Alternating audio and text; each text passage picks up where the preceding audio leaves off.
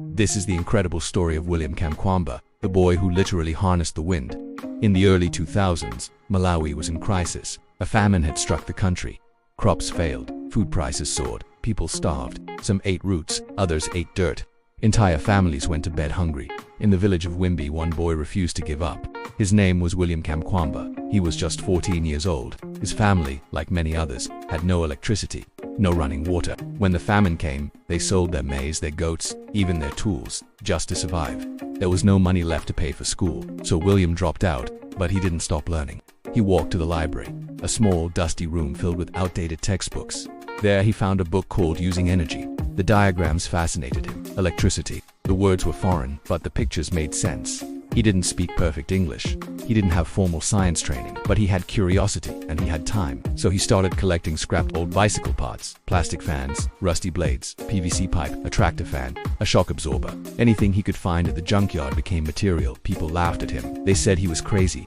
A boy, digging through trash, building something no one understood. But William ignored them. Day by day, piece by piece, he built his windmill. It stood 5 meters tall, towering above the maize fields. A wooden frame, spinning blades made from flattened plastic. A bicycle dynamo converted wind into electricity, just enough to power a single light bulb and a radio. But that single bulb changed everything. At night, the house was no longer dark. Neighbors came to see. Slowly, the laughter turned into applause. William wasn't done. He built a second windmill, then a third. With electricity came possibilities. Irrigation, charging phones, even a water pump for the village. He dug a well, created a solar-powered water system, and word spread.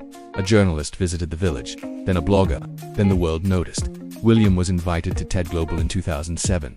He had never been on a plane before, never seen a city like Arusha, Tanzania. He stepped on stage, nervous, shy, speaking in halting English.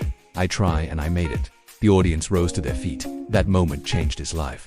He was offered scholarships, invited to conferences. He gave talks at universities, tech summits, innovation forums. From Malawi to the US, from Africa to Europe. His message was simple. Don't wait for permission to dream.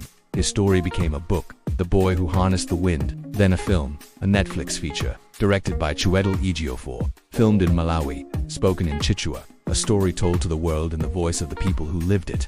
William became a symbol of resilience, of innovation, of what's possible when you mix hope with science. His work inspired policy changes, new programs to support education and invention across Africa. Young people saw his story and thought, maybe I can do that too. He didn't stop building. He created a non-profit to support rural development and clean energy. He studied environmental science at Dartmouth, and still, he returned home, always back to Malawi, back to the village where it all began, back to the wind. What William Kamkwamba built wasn't just a windmill. He built proof that science doesn't need wealth, that ideas can come from anywhere, that one boy, with one book, can light up the dark.